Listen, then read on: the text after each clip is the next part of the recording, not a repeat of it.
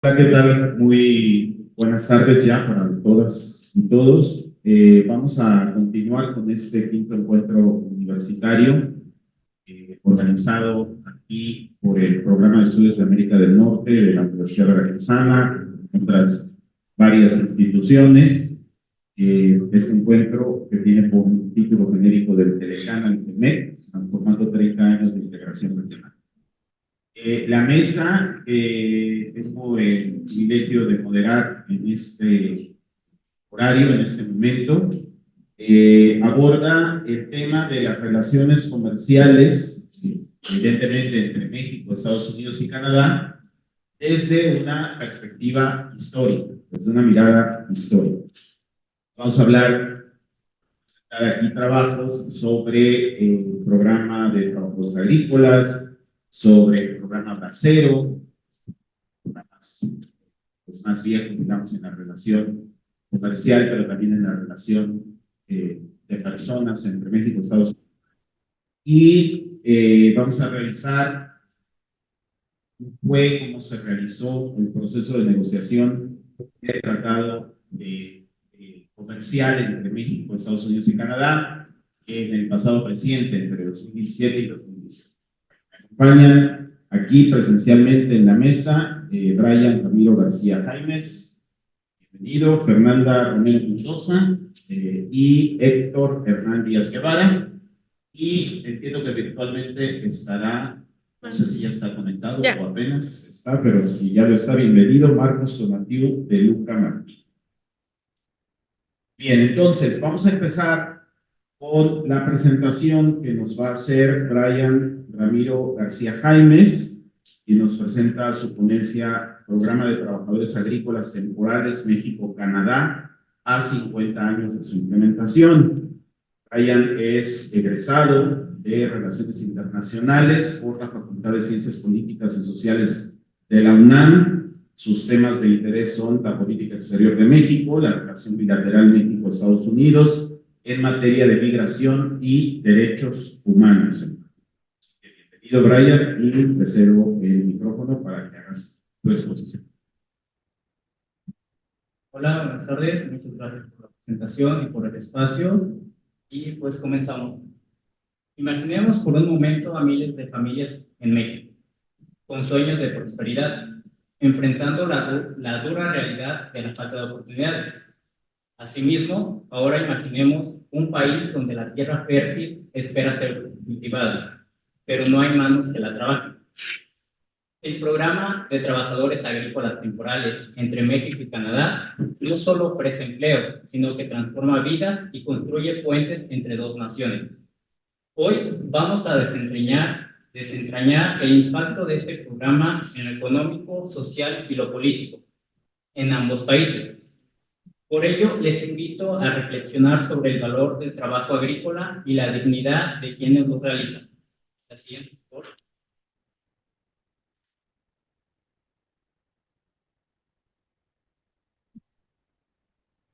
La relación entre México y Canadá a menudo pasa desapercibida y por lo tanto no recibe tanta atención como lo tienen otros países, llámese Estados Unidos. No obstante, siendo parte de Norteamérica, la relación entre estas naciones resulta significativa y presenta varios aspectos relevantes que merecen ser estudiados. Uno de ellos, por su importancia económica y política, es el Programa de Trabajadores Agrícolas Temporales México-Canadá, PTAT. A lo largo de sus 50 años de existencia, este programa ha evolucionado significativamente. Inicialmente se concibió como una solución para la escasez estacional de mano de obra en Canadá, pero el programa ha logrado estabilizarse y formalizarse, adaptándose a los cambios políticos, económicos y sociales en ambos países. Por ello, el programa ha sido fundamental para fortalecer las relaciones entre ambos países, promoviendo la cooperación económica y cultural.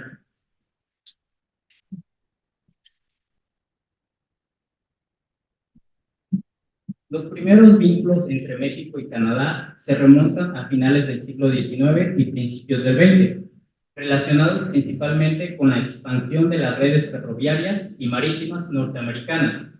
que facilitaron la conexión de varias ciudades, como México y Montreal. El primer tratado internacional entre ambos países fue el Acuerdo Postal de 1904. Dicho acuerdo fue parte de una serie de tratados internacionales diseñados para mejorar y facilitar el intercambio de correspondencia y paquetería entre estas naciones.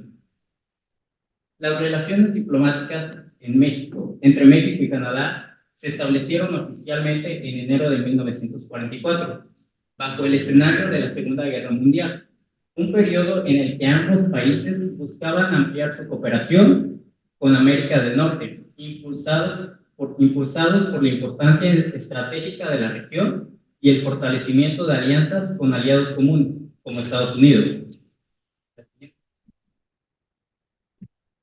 Es por ello que este 2024 México y Canadá celebraron 80 años del establecimiento formal de sus relaciones diplomáticas, un hito que refleja la evolución y el fortalecimiento de los lazos bilaterales desde que se establecieron oficialmente, como ya mencioné, en 1944. A lo largo de estas 8 décadas, ambos países han pasado de ser aliados circunstanciales a forjar una relación sólida marcada por la cooperación en una amplia gama de áreas, desde el comercio hasta la educación, la cultura y la diplomacia.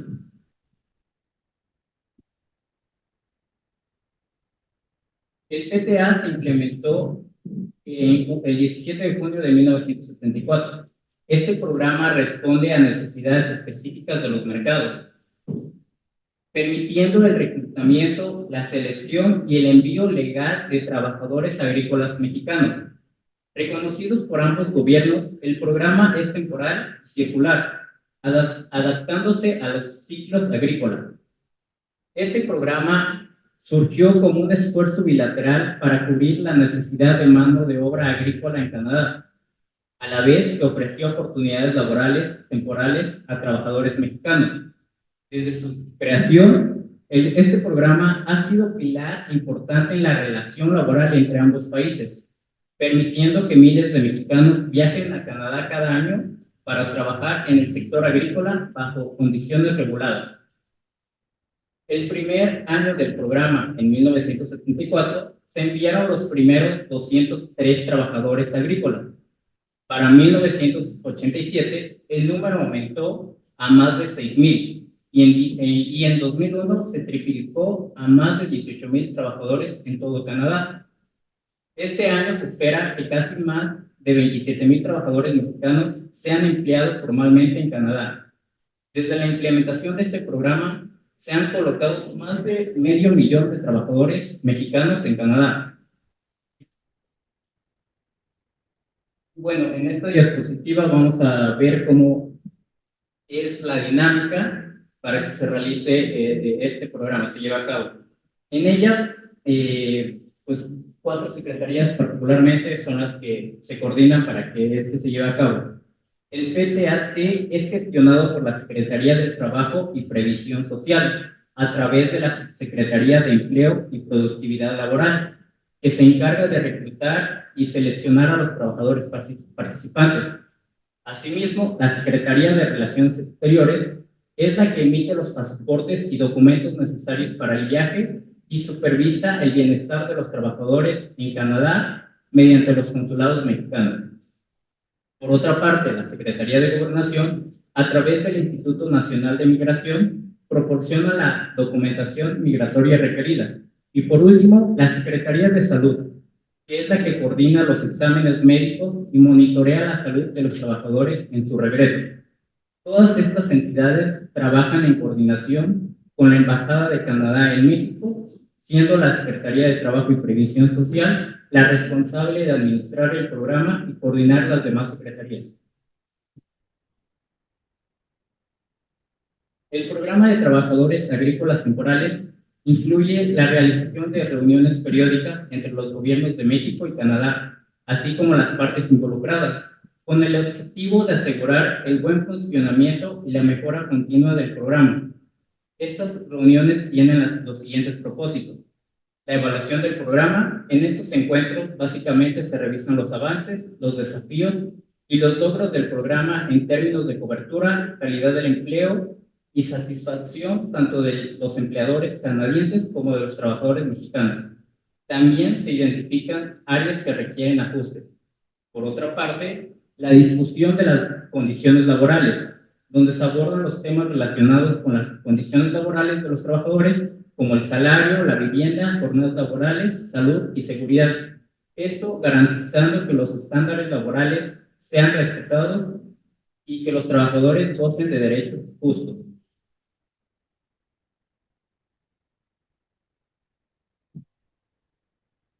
En esta diapositiva, como ya se ha mencionado, por así decirlo, todos como los avances que ha tenido y los beneficios, también encontramos vulnerabilidades del programa.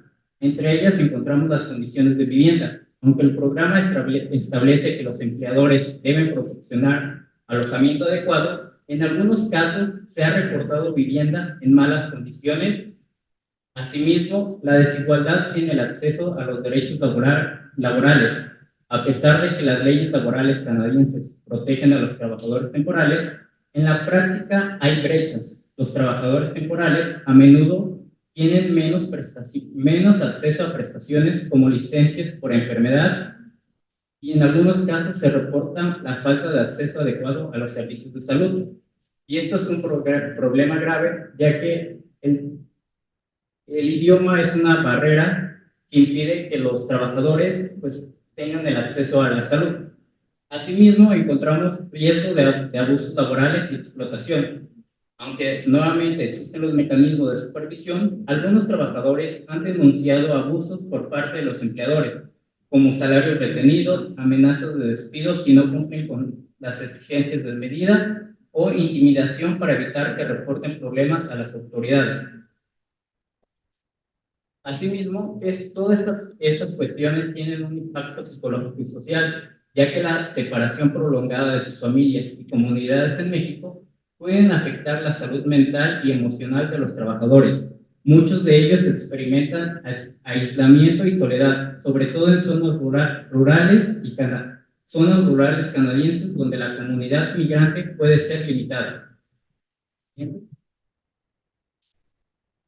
Por último, las conclusiones. La relación bilateral entre México y Canadá ha evolucionado significativamente a lo largo de los años, transformándose en una cooperación sólida y multifacética, que abarca diversos ámbitos como el comercio, la migración, la cultura, la seguridad y el medio ambiente.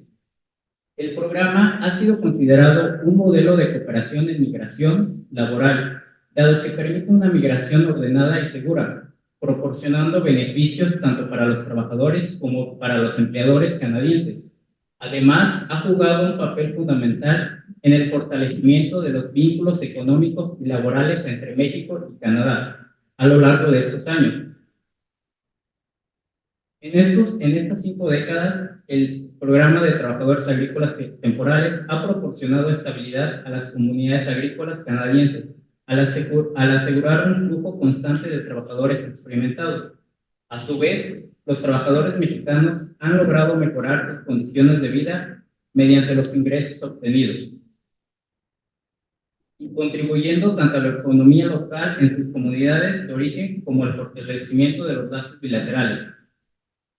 Con los 50 años de existencia, el programa PTAT sigue siendo un modelo de migración laboral temporal reconocido internacionalmente. A medida que los desafíos globales en el ámbito migratorio y laboral continúan evolucionando, el programa sigue adaptándose con miras a mejorar aún más las condiciones laborales, la eficiencia en los procesos de contratación y la seguridad de los trabajadores. Por último, el aniversario número 50 del PTAT es un recordatorio del éxito que puede lograrse cuando dos naciones colaboran para crear soluciones mutuamente beneficiosas. Este hito marca un compromiso renovado para continuar fortaleciendo este programa y los lazos entre México y Canadá. Gracias. Muchas gracias, Brian, por tu participación. Y vamos a escuchar ahora la ponencia que han preparado que lleva por título Una revisión histórica aplicada al estudio de las relaciones binacionales entre México y Estados Unidos, el programa Bracero, a 82 años de su entrada en vigencia, y que nos van a presentar Fernanda Romero y Héctor Hernán Díaz. Fernanda Romero Mendoza es licenciada y maestra en Historia por la Universidad Michoacana de San Nicolás de Hidalgo.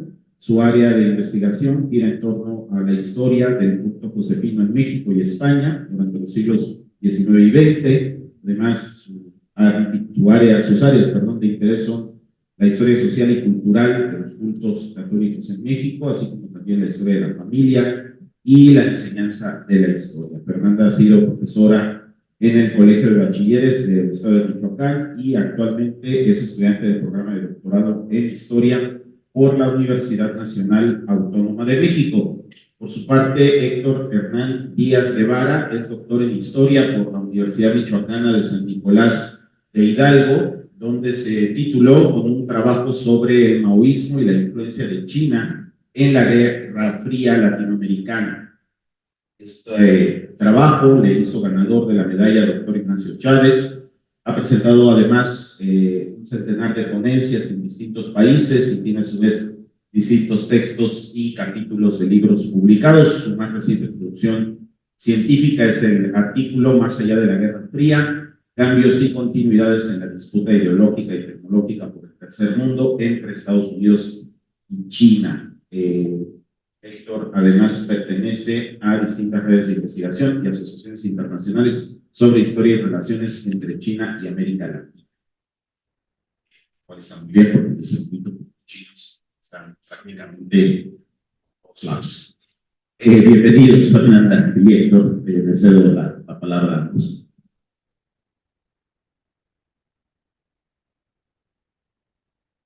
Pues buenas tardes, muchas gracias por resistir hasta esta hora en sala de conferencias, gracias a todos de Martínez, gracias a Brian por la presencia en el uso de la palabra. La presentación que tenemos en nuestras manos, que nosotros, pero de parte de una investigación que adoptamos hace varios años, de la cual iremos comentando a lo largo de los siguientes minutos. En la siguiente diapositiva que ustedes van a tener, pues tiene en pantalla, demostramos como la estructura que hemos preparado para el día de hoy. Vamos a dividir la presentación en dos momentos. Uno, explicando las razones que llevaron al programa Bracero a existir, cuáles fueron sus antecedentes, cómo fue su desarrollo y finalmente su clausura, y finalmente la investigación que nosotros adelantamos en torno a este programa Bracero, que serían las partes finales de la ponencia de manos y que va a presentar la maestra Romero. Así, en la siguiente diapositiva nosotros podemos ver entonces una temporalidad que enmarca el programa Bracero.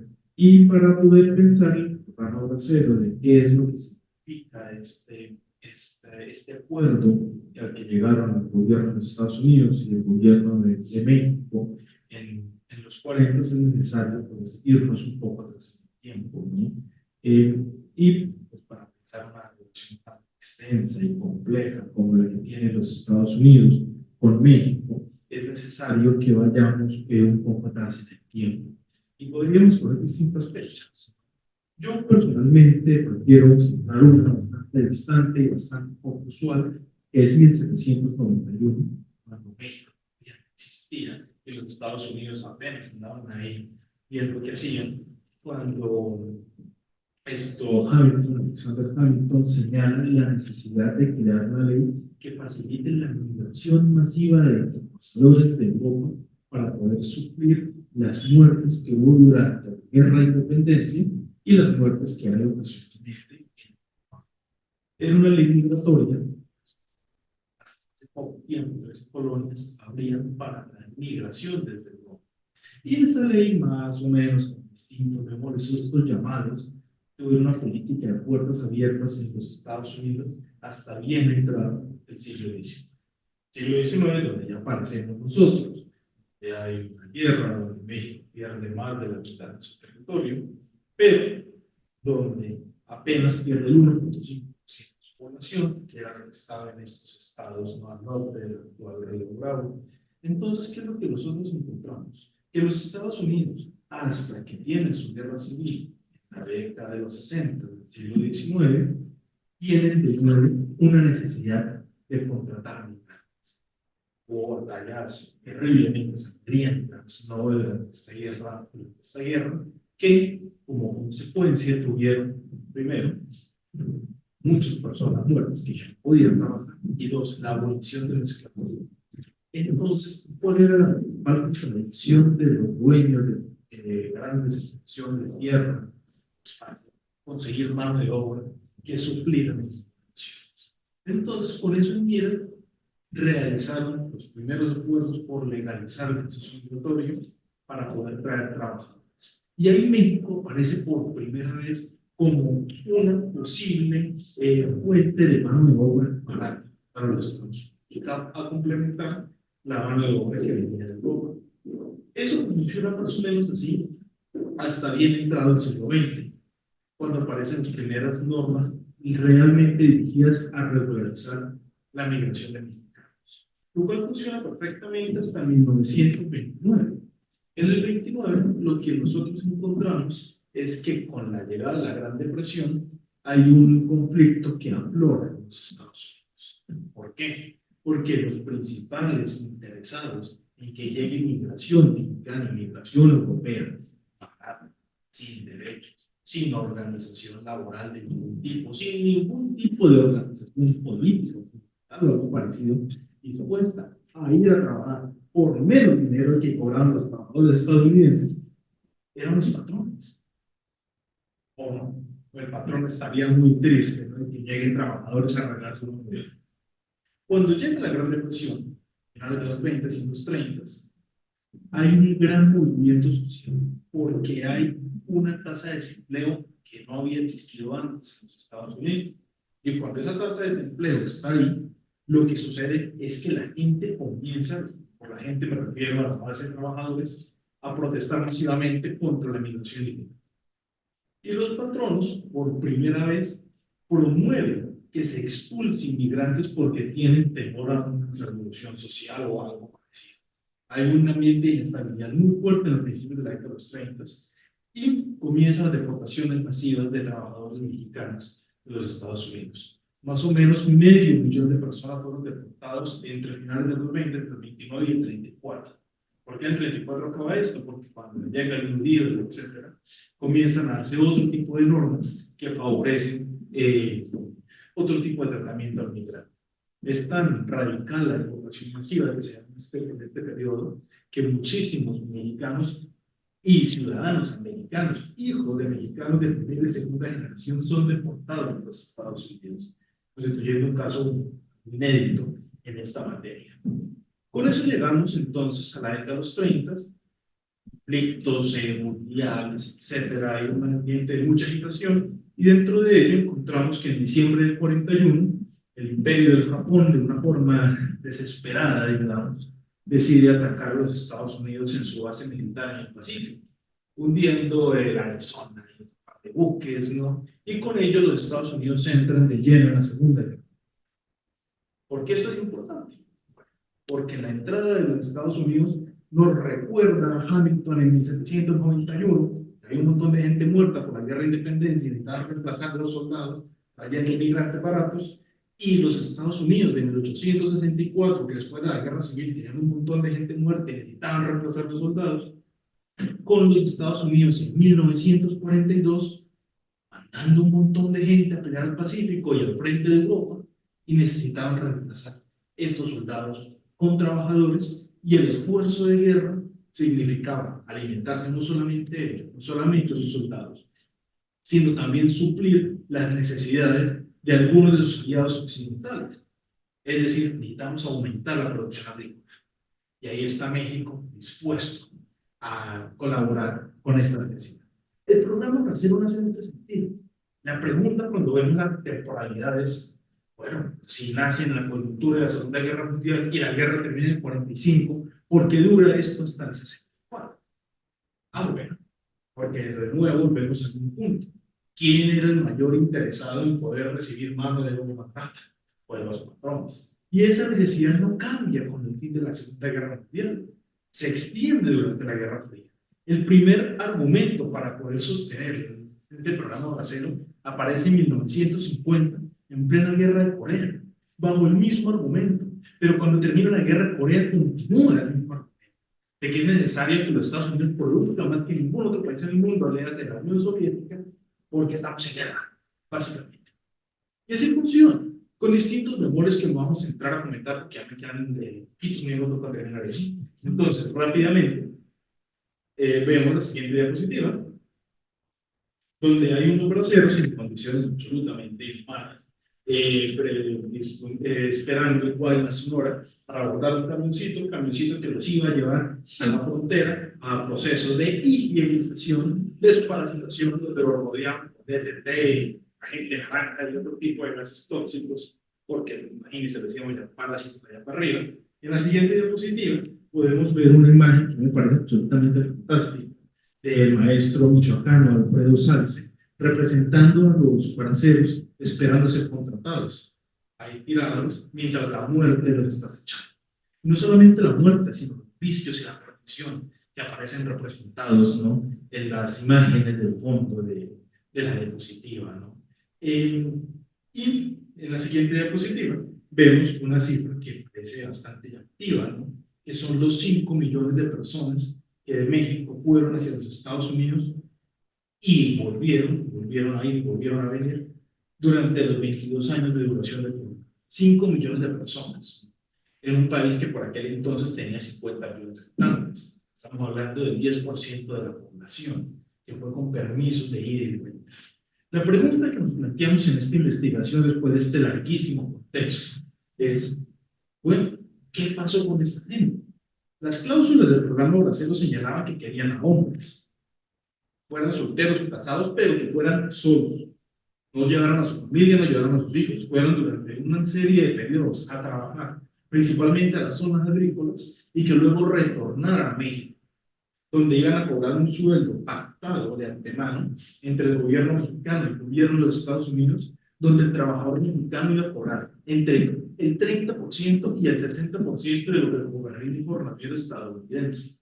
Y de ahí que además el gobierno mexicano se iba a quedar con una parte para ayudar en el proceso de relocalización.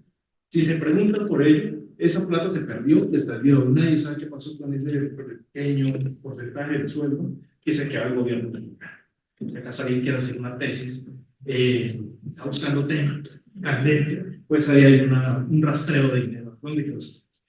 ¿No? Las consecuencias, presentándolo ya no en el aspecto contextual, ya para que cerramos la primera parte de la presentación, pasa por qué pasó con las personas, dónde se ubicaron, quedaron fragmentados, y sobre todo una cuestión, eran seres humanos, dejaron muchos de ellos con sus familias, y muchos de ellos quedaron cruzados por estas normas a un lado u otro de la frontera. Muchos murieron en Guaymas esperando que consiguieran un trabajo, quién los llamara y quién no.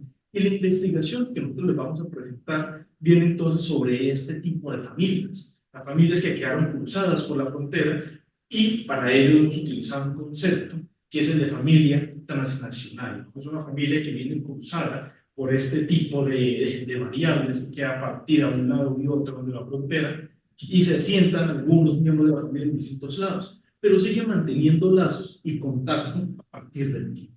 Nosotros nos vamos a centrar entonces en una de estas familias transnacionales en una investigación que realizamos a lo largo de 4 años, 3 años, en Michoacán, y de la cual la maestra Romero les va a exponer el detalle. Bien, pues esta, digamos, perspectiva social de las políticas que se han establecido entre nuestro país y Estados Unidos, específicamente la política de los braceros, pues lleva a estas personas pues a una búsqueda de identidad. Todas estas personas que quedaron atravesadas por la frontera, pues hace que se pregunten pues de dónde vienen, ¿no? hay una búsqueda de esa identidad, un reconocimiento de saber de dónde vengo, qué estoy haciendo aquí, quiénes son mis padres, de dónde vienen mis abuelos, y bueno, así hasta pues, poder encontrar esa identidad. Y así fue como, pues en 2016, yo conocí a una descendiente de una familia de braceros, pues que me contactó porque quería saber la historia de su familia. Quería encontrar documentos en México donde pues ella pudiera reconocer a sus ancestros, con la finalidad de poder escribir una historia.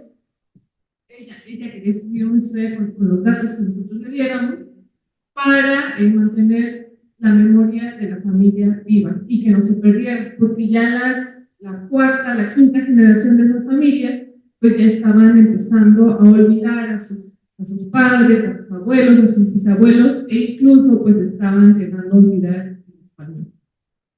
Entonces, pues en esta búsqueda de identidad, esta persona me buscó y me dijo que necesitaba encontrar primeramente todos los documentos, actas de nacimiento. Yo pensaba que todo estaba en México, al menos todos estos documentos los tenía el Estado, lo cual pues, no es así. Sabemos que durante todo el siglo XIX, antes del siglo XIX, pues la iglesia era quien llevaba el control de la natalidad, de la natalidad, de las defunciones, los matrimonios, primero en lo que era la Nueva España y después en el México independiente. Así que, bueno, nos tocó establecer una metodología de investigación para poder encontrar a los ancestros y pues tuvimos que hacer primeramente un rastreo de los migrantes con una delimitación temporal. Nos fuimos de los más cercanos, o sea, desde las actas de nacimiento de sus padres, de esta persona, y hacia atrás. Ir buscando primero en los registros del Estado, en el registro civil, y pues después nos fuimos a los registros parroquiales. Durante este proceso también realizamos una serie de entrevistas fueron muy fructíferas a varios de estos extranjeros y bueno, con ellos documentamos gran parte de su historia familiar transnacional. Se revisaron los archivos del Poder Ejecutivo, muchísimos archivos parroquiales. Yo creo que la mayoría de la información que nosotros encontramos de esta familia de braceros estaban en los archivos parroquiales. Fue una experiencia realmente gratificante y maravillosa. Y bueno, de ahí pues comenzamos la reconstrucción de la historia familiar, por qué emigraron, dónde se establecieron, en qué años fueron llegando a Estados Unidos, dónde estuvieron trabajando y finalmente pues esta persona con todos los datos, con todos los informes de investigación que le fuimos entregando, pues se dispuso a escribir esta historia familiar transnacional, con la finalidad, repito, de mantener una memoria viva de la familia. Y bueno, en esta búsqueda de identidad, también pues, se tiene que hablar que muchos de estos trabajadores, de estos exbraceros, pues incluso llegaron a trabajar en Estados Unidos con documentos falsos. Llegaban ahí a la frontera y las personas estadounidenses que contrataban, los contratistas llegaban con una lista y si el nombre de la persona que llamaban no estaba, alguien más decía yo soy. Entonces, así también, por eso hay esta cultura de identidad que a veces muchas de las personas ya ni se acordaban de cuál era el verdadero nombre de su familia, porque trabajaba con otro nombre distinto. Como ya lo había dicho el doctor Héctor, pues era porque quizás había fallecido o se había regresado, se había desesperado pues, de estar ahí sufriendo o lamentablemente falleció. esto también es parte de esa crisis de identidad. Y bueno, pues finalmente hubo la escritura de un libro que no es académico, había empezado, que habla solamente de una experiencia de una familia transnacional que fue descendiente de estos brasileños. Como les repito, no es un trabajo académico, esta persona lo escribió, lo mandó en Estados Unidos, por lo tanto, para nosotros, digamos, mexicanos, pues tiene muchísimas faltas de ortografía porque lo hacen desde su contexto cultural de escritura. Y pues lo que buscaba esta persona y lo que pues, nosotros como historiadores es lo que vemos en esta clase de ejercicios, pues es que la socialización de estos resultados sirve para visibilizar esta búsqueda de identidad, la necesidad de estas personas de que pues quieren conocer de dónde vienen, pero que no hay, al menos pues, en México, no hay ninguna política pública que les ayude pues a reconocerse, a hacer esta clase de trabajos. Y bueno, finalmente lo que me decía esta persona era que ella, pues, por iniciativa particular y porque sus condiciones económicas lo permitían, pues quería hacer esta investigación. Obviamente ella la financió completamente por 4 años y decía que quería donar, que si aquí en México no teníamos una institución que se dedicara a la búsqueda o de información o digitalización de archivos, porque en Estados Unidos la tienen. Y decir que yo quiero donar aquí para que ustedes sigan haciendo este trabajo para muchas familias que están en México y que tienen esa necesidad, pero que no tienen el poder adquisitivo para hacerlo. Y pues lamentablemente no encontramos ninguna institución. O sea, digamos que ahí ese dinero se esfumó. Y pues ya para las conclusiones, pues hablando de esa dimensión social de los tratados comerciales, pues nosotros vimos la necesidad de pues crear políticas públicas que consideren la memoria del migrante y ayuden a fortalecer la identidad de estas familias transnacionales. Y pues que haya también una creación y apoyo en instituciones que contribuyan con estas finalidades, o sea, con estos ejercicios de memoria transnacional, de investigación histórica, en la que a través de las narrativas recuperen la figura del migrante. Y pues bueno, de nuestra parte sería todo. Muchas gracias a la maestra Fernanda, al doctor Héctor Hernán. Vamos ahora a escuchar la participación de Marcos Donativo de Luca Martí. Él es licenciado en Sociología de la Facultad de Ciencias Políticas y Sociales de la UNAM, con una especialidad en Metodología de la Investigación por el Consejo Latinoamericano de Ciencias Sociales y la Facultad Latinoamericana de Ciencias Sociales, Claxo, en Brasil. Sus temas de interés son la sociología del trabajo, la sociología del sindicalismo, la sociología histórica. Él nos presenta la ponencia Proceso de Negociación del TEMEC 2017-2018, momentos clave, y hace su participación vía remota. Adelante, Marcos Donativo, bienvenido.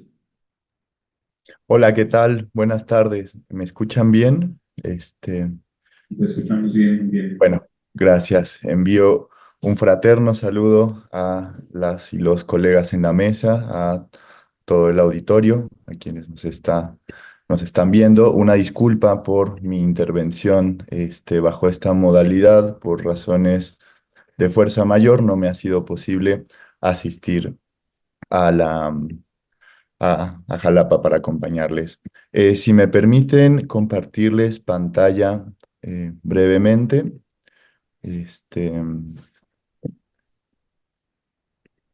Ahí se ve, ¿verdad?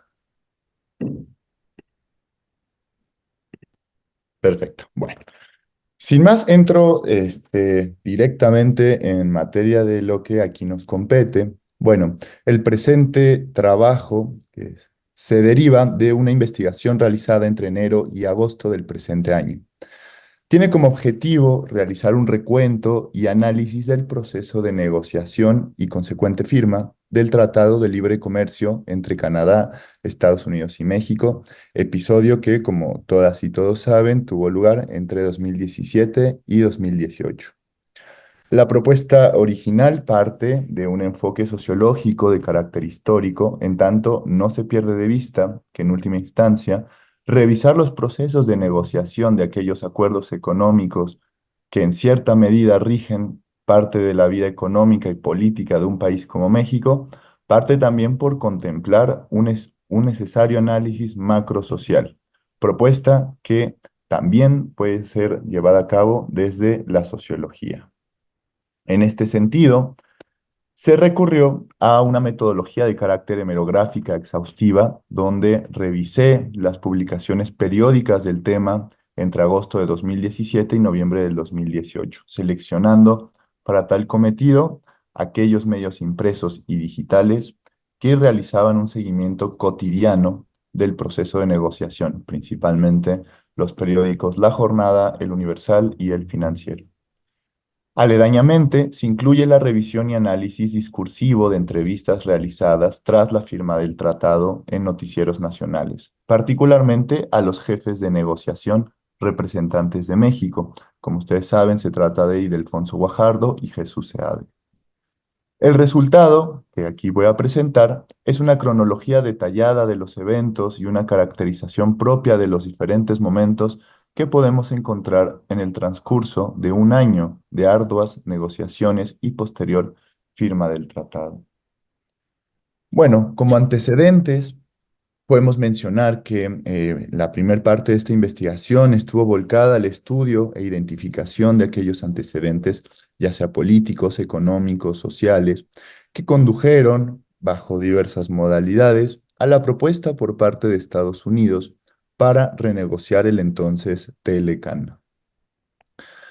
Para tal cometido debemos retraernos de manera breve al año 2015, cuando Donald Trump inicia su campaña con aspiraciones presidenciales.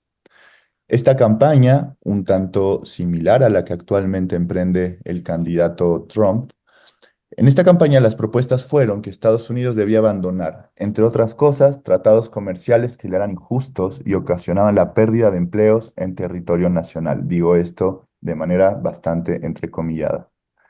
El punto central de estas propuestas se puso sobre el TLCAN, tratado que Trump definió como el peor tratado de la historia de los Estados Unidos, pues, según sus argumentos, México y Canadá incurrieron en deslealtades comerciales que impactaban negativamente en las condiciones de trabajo y comercio del país hegemónico. Desde un inicio, Trump amenazó con retirar a su país del TLCAN y en su lugar negociar con cada país por separado acuerdos de comercio bilaterales.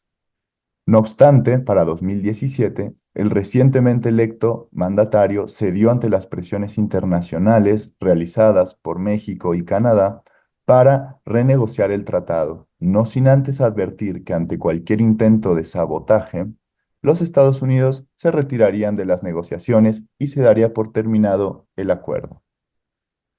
En este contexto incierto y tenso sin precedentes fue que los equipos negociadores de los tres países, compuesto por Robert Lighthizer como jefe negociador de Estados Unidos, Chrystia Freeland como jefa negociadora de Canadá e Ildefonso Guajardo como jefe negociador de México, comenzaron las negociaciones de manera formal el 16 de agosto de 2017.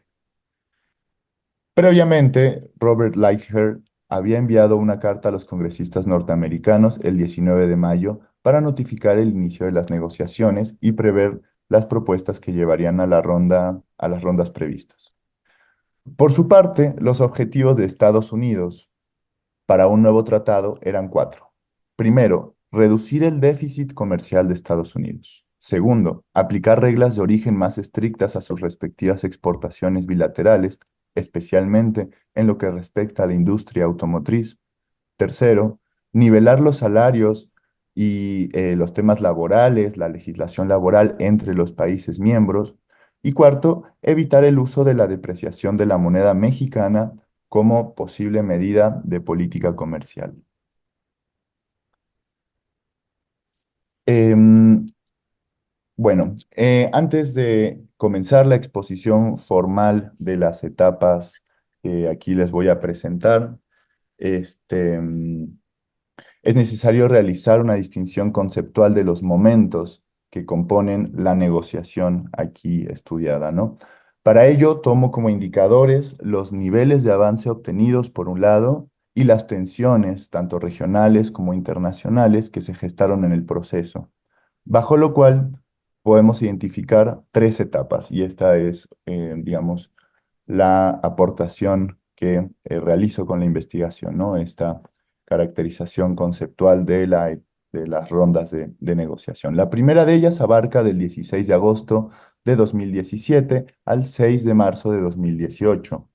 A esta etapa la conceptualizamos como ronda de mesas, pues desde un inicio se habían previsto 7 mesas de trabajo con una duración aproximada de 5 días cada una y periodos de consulta de entre 1 y 2 semanas previa a cada mesa, teniendo como objetivo inicial culminar las negociaciones para finales de 2017. Sin embargo, fruto de una serie de dilaciones en el proceso, fue necesario extender la ronda de mesas hasta inicios de 2018. Esta primera etapa está caracterizada por un grado de tensión medio alto, debido a las constantes amenazas de Estados Unidos por abandonar el tratado, a la vez que se expusieron los conflictos nodales e intereses de cada país. La segunda etapa es aquí denominada como octava ronda. Abarca del 7 de abril de 2018 al 2 de julio de ese mismo año. Se caracteriza por ser la etapa de negociaciones más conflictiva, entrecruzada por el inicio de una guerra arancelaria de Estados Unidos con países de la región, al igual que con bloques económicos como China o la Unión Europea. El grado de tensión en esta etapa es alto, pues como se verá más adelante, las amenazas por extinguir el TLCAN alcanzaron un grado de pavor, que en países como México se expresó en la devaluación del peso a niveles peligrosos. La tercera y última etapa es aquí denominada como resolutiva. Abarca del 3 de julio de 2018 al 30 de noviembre de ese mismo año, día en que finalmente, tras 12 arduos meses de negociación, se firma el actual Tratado de Libre Comercio entre Canadá, Estados Unidos y México. En esta etapa destaca el triunfo electoral de Andrés Manuel López Obrador en México, con la incorporación de Jesús Seade al equipo negociador nacional, así como las elecciones intermedias de Estados Unidos. Se trata de una etapa con un grado de tensión medio-bajo. Em, pues como lo veremos más adelante, parte de las promesas de campaña de López Obrador se corresponden con algunas propuestas de modificación al tratado. Brevemente, bueno, la primera etapa, la primera que yo denomino ronda de mesas, esta etapa pues abarcó un total de 7 meses, estuvo compuesta por una serie de 7 rondas que sesionaron de manera rotativa, tanto en Canadá, en Estados Unidos como en México.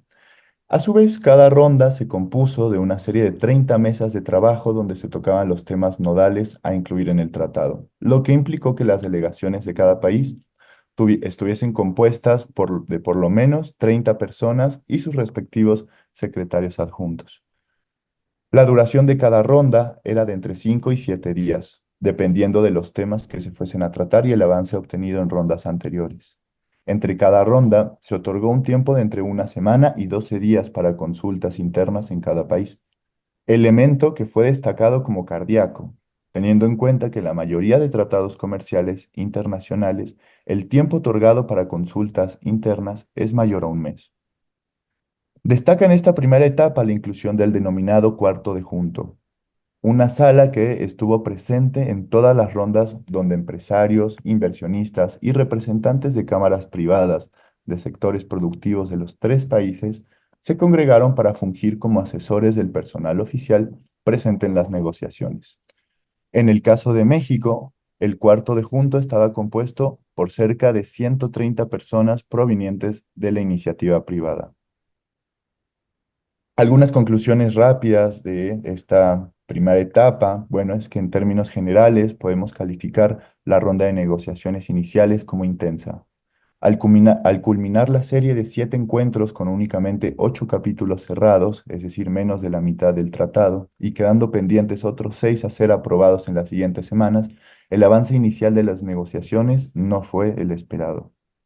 Además, la cruzada comercial emprendida por Trump contra sus principales socios comerciales, entre los que se encontraban Canadá y México, dejaba en claro que la salida de Estados Unidos del Telecán era una posibilidad tangible, pues en repetidas ocasiones se amenazó con proceder a negociar tratados bilaterales con cada socio.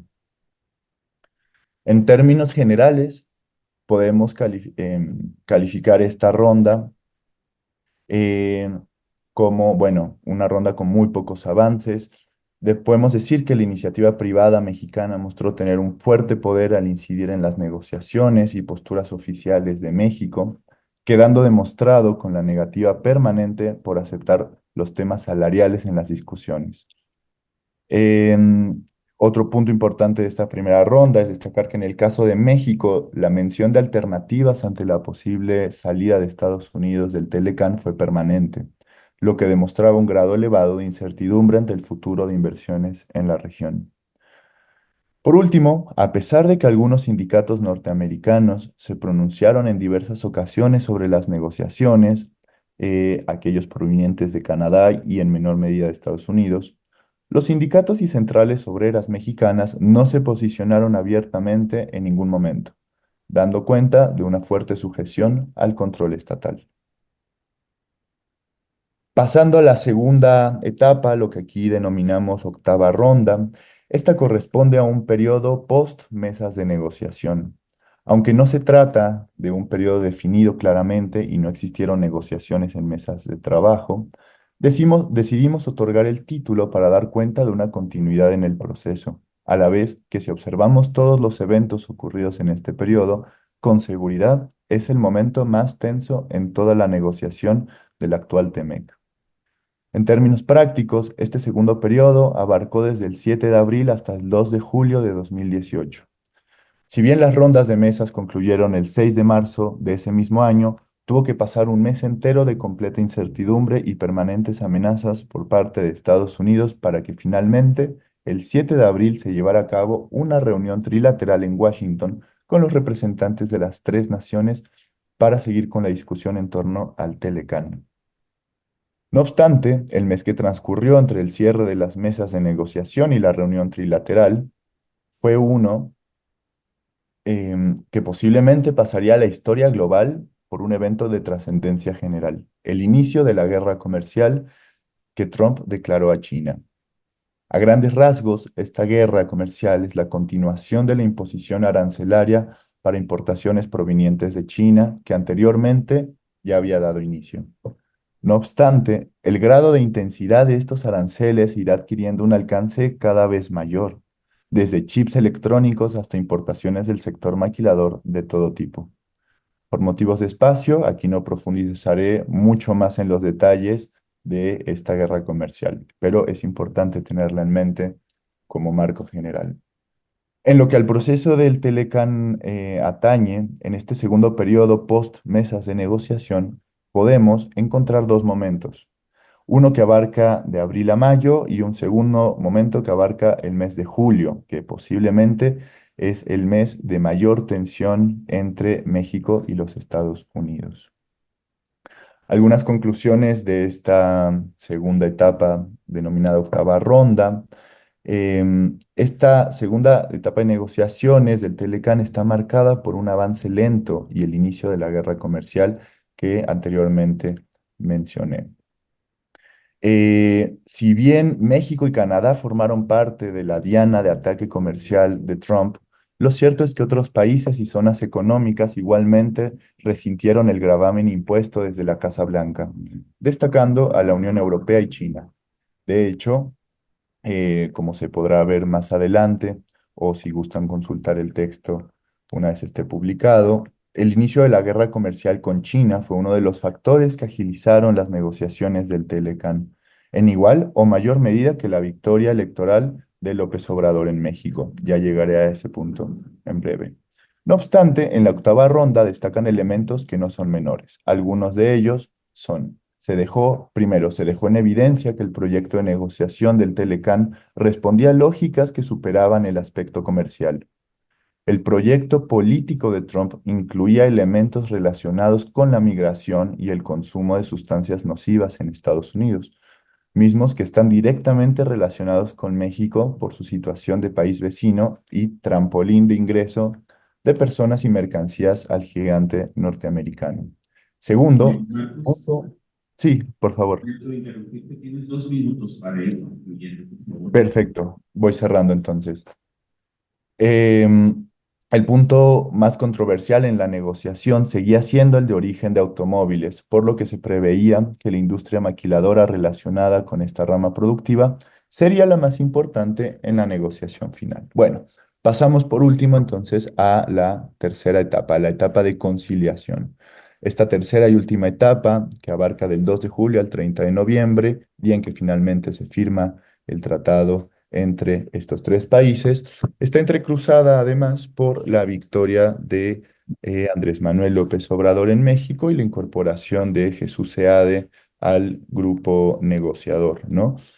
Cabe decir esta última etapa con una duración bastante menor a las otras, una etapa justamente de resolución, una etapa donde, de hecho, en pocas semanas fueron desahogadas la mayoría de los temas faltantes. Estamos hablando de que se firmaron casi 12 capítulos durante este corto periodo. Podemos entonces analizar, y esto es algo bueno que puede quedar para después, para los comentarios, em, digamos, esta correlación, esta correspondencia existente, ¿no? Entre las propuestas de López Obrador y los intereses comerciales y laborales ya expresados previamente por los Estados Unidos, ¿no? Estamos hablando, digamos, de em, una correcta correlación entre estos dos elementos. Bueno, como conclusiones generales de esta investigación, los temas más controversiales en la negociación, y me parece que aquí ya podemos también aperturar algunas ventanas de posibilidad ante la negociación que tendrá lugar dentro de poco tiempo, en la renegociación del 2026. En el 2017-2018, los temas controversiales, bueno, son las cláusulas de origen, principalmente de la industria automotriz, las cláusulas de extinción y revisión del tratado, esto es sumamente interesante, podemos comentarlo después, el apartado energético, como bien comentaban en la mesa anterior, el apartado laboral, que desde mi perspectiva es uno de los temas más interesantes de analizar en el actual TEMEC. Por otro lado, bueno, tenemos la apertura al libre mercado de la industria de lácteos canadiense, el principal tema controversial que Canadá estaba llevando en ese momento, y el procedimiento de solución de las controversias. Por último, me gustaría cerrar diciendo que, bueno, podemos afirmar que este proceso de negociación no fue auténticamente trilateral, como se esperaría, ¿no?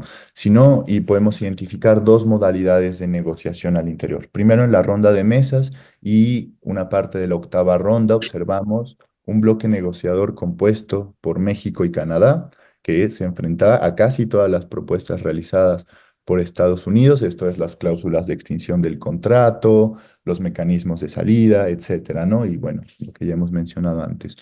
Sin embargo, podemos identificar otro bloque conformado ahora sí por Estados Unidos y Canadá, digamos, contra México, en el cual se debatían los temas laborales, salariales, eh, que pues posteriormente se vieron y se ven reflejadas en el capítulo 23 y anexo 23A. Bueno, por mi parte sería todo.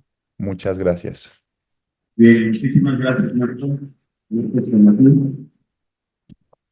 Y abro un breve espacio para si hay alguna pregunta o algún comentario que hacer a las ponencias que han presentado nuestros expositores que están aquí en la mesa y también, por supuesto, a la participación que ha tenido vía remota Marcos Matiu. Si hay alguna pregunta, sí, adelante. para la segunda sesión. Me parece muy interesante estos nuevos enfoques, ¿no? Obviamente, creo que cuando se habla de los tratados, pues obviamente nos dedicamos a la economía, al comercio, pero de esta visión, ¿no? De darle una voz a estas personas, a los braceros, que son los protagonistas, más que nada.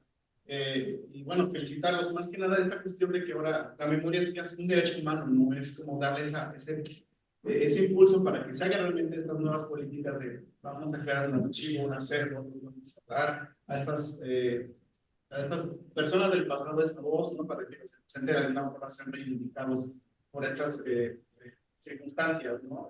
Hago una pregunta rápida, hago dos.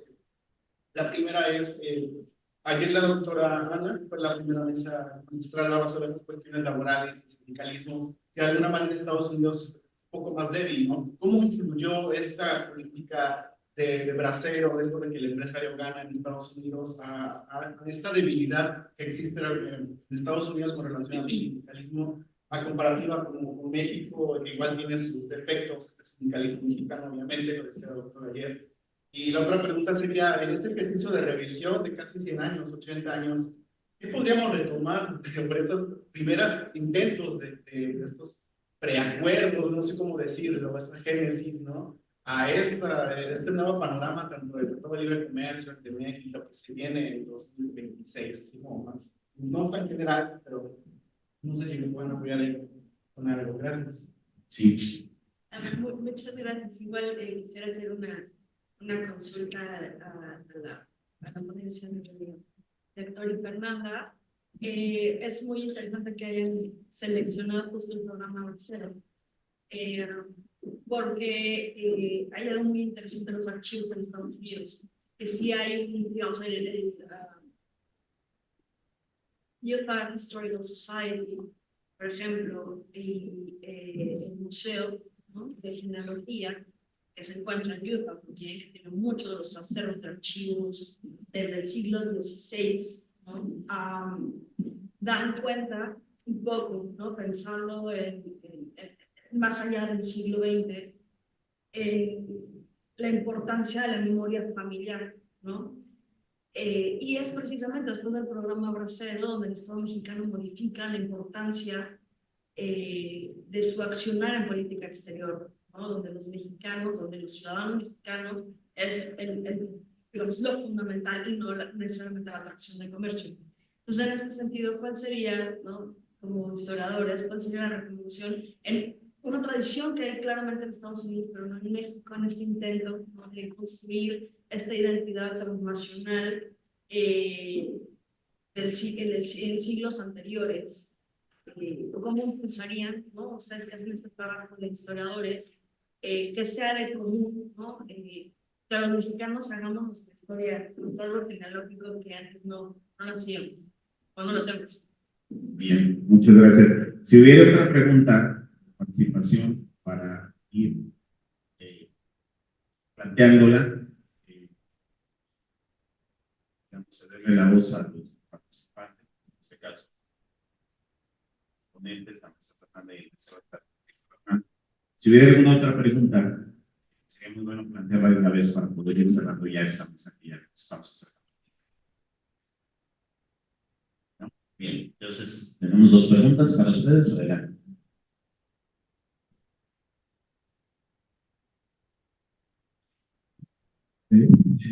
Pues muchas gracias al público. Hay una relación fuerte entre este programa Cero y la organización sindical en Estados Unidos. Movimientos de trabajadores agrícolas que son fuertes en California en la década de los 60 se basan en una reacción contra las condiciones del programa de acero, porque decían que el trato era, pero por otra parte porque atentaban contra los sueldos de los trabajadores estadounidenses. Básicamente la argumentación es que no sirve ser estadounidenses sino sí, el gobierno está quitando. Y ello generó grupos de presión muy organizados, principalmente en este estado que era el mayor imágenes de la obra de extranjera. Fueron a raíz de esos grupos de presión que comienza a cuestionarse y finalmente se lleva al cierre del programa cero de 1964. En Perú, estos movimientos eran bastante transversales, tocaban bastantes puntos de la sociedad que no estaban centrados únicamente en la cuestión sindical laboral, sino que se expandían a otros aspectos de la sociedad estadounidense. Y desde ellos mismos también comienzan a aparecer movimientos por la legalización de los braceros que no retornan. Entonces aparece en una respuesta frente a la caída del movimiento en dos variables. Una parte de lo que en California y que luego aparece el movimiento por la legalización que termina de superar hasta el gobierno de Reagan a mediados de la década de los 80, este programa de regularización masiva que se da en los Estados Unidos. Pero por otra parte, hay un temor en México frente a los terceros que van a regresar, que eran muchas personas que van a volver al país que tenían las condiciones de incorporar. Entonces, en los 70 o en los 80 comienzan a generarse programas para incorporar estos braceros que regresan a trabajar en las maquilas industriales del norte del país, a finales de los 80 ya. Pero, de forma paralela, dentro de las entrevistas que realizamos en la investigación, encontramos que había algunos enclaves industriales donde los braceros se asentaron y no regresaron a México y están convirtiendo un problema para los Estados Unidos. Hallamos que uno de ellos, en las afueras de Chicago, en Chicago, pueblo, había un grupo de braceros michoacanos bastante fuerte, sin trabajo. Y el gobierno de Illinois presionó al gobierno de los Estados Unidos a través de la Secretaría de Migración para que se encontrara una solución. En ese entonces México estaba realizando un proyecto de renovación de su flota de ferrocarriles en el país, ferrocarriles que eran fabricados precisamente en Illinois. Entonces el acuerdo que llegó el gobierno mexicano con el gobierno de los Estados Unidos fue que esos ferrocarriles se iban a fabricar en Illinois, pero que iban a contratar mano de obra mexicana. Todos.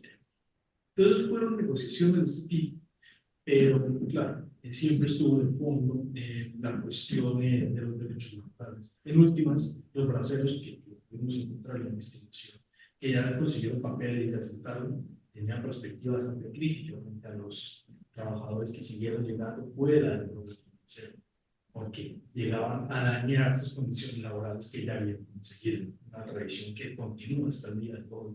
El movimiento de Latin for Trump y todo de estas, que es bastante palpable. ¿Y qué experiencias encontramos? Bien en ese sentido, ¿qué aprendizaje?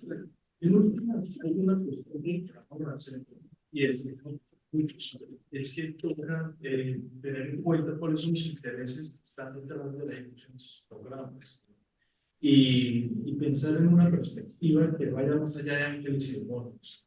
Yo tengo claro que esos programas, mayor beneficiados pues son los patrones, ¿no? Que logran bajar los sueldos de los trabajadores. O sea, ¿qué protesta, qué meeting sindical funciona si tú pagas, dejas de trabajar en la pizca 500 trabajadores y tienes al lado 10,000 más que están dispuestos a hacer lo mismo que tú por la mitad del sueldo? Se funciona muy lugar. Entonces, hay que tener eso claro. También hay que tener claro los intereses de los patrones, los intereses de los trabajadores, los intereses del gobierno, no la verdad, para poder tener una perspectiva crítica y pensar con algo más de distancia, ¿no? A veces esto es Rápido para responder la pregunta de la doctora París y de la del compañero. Pues es una idea, ¿no? Precisamente este ejercicio de venir a socializar el trabajo, pues es también que nos ayuden a pensar qué hacer con esta necesidad que hay. Yo creo que como instituciones públicas, las universidades, las escuelas, pues deben acompañar a estas personas. El orden, se trata justamente de la relación binacional México-Estados Unidos, el programa de estudios de América del Norte, ¿no? O sea, ver esa dimensión social, porque creo que de esa manera las instituciones pueden ayudar y acompañar, no sé, o sea, a mí me han gustado más personas por este trabajo que hice. Pero digo, o sea, tal vez no sea una catarsis. Pero pues soy historiadora, ¿no? Y las personas me gustaron diciendo, pues tú me hiciste, ayúdanos, ¿no? Porque ese es mi trabajo. O sea, no es porque esté interesada, sino es el trabajo que hace el historiador. Entonces llegaban y dicen, es que queremos que me ayudes, pues, tengo mi trabajo y pues, o sea, se tiene que destinar recursos para esto. Entonces la gente dice, pues no, o sea, pensamos que lo hacías por el amor al arte, ¿no? Y esta señora financió esos 4 años de investigación, ella sola. O sea, porque podía, porque quería.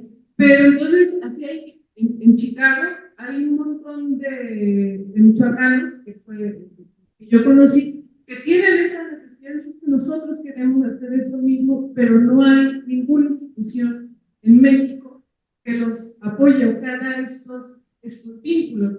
Entonces, generar espacios donde se congreguen las personas, porque las personas sigan.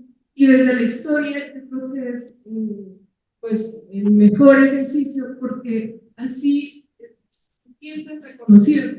Yo hice también en el colegio de bachilleres y cuando hice este ejercicio en historia contemporánea, hablando sobre el programa Bracero, muchos de los muchachos se sintieron interesados porque decían, es que mi abuelo fue bracero, es que mi tío fue bracero. Entonces fue la manera en que se empezó a interesar por la historia, porque se sentían reconocidos. Entonces, el interés en la necesidad está, pero yo creo que las instituciones públicas también deben de jugar ese papel como de eslabón para ver desde ahí y presionar, ahora sí, trabajo de base desde abajo, para que estas políticas públicas puedan llegar a, pues, a concretarse, se puedan llegar. Bueno, pues agradecemos mucho la participación de los ponentes, de los 4 ponentes que han estado en esta mesa 6 de este encuentro, y agradecemos también a ustedes su presencia, su paciencia por estar hasta esta hora por aquí. Las constancias de participación me informan, se les harán llegar a partir de la próxima semana vía digital a los participantes, tanto de esta mesa como de las anteriores. Y bueno, pues muchas gracias por su asistencia. Muy buenas tardes para todas y todos. Un saludo, hasta luego, gracias.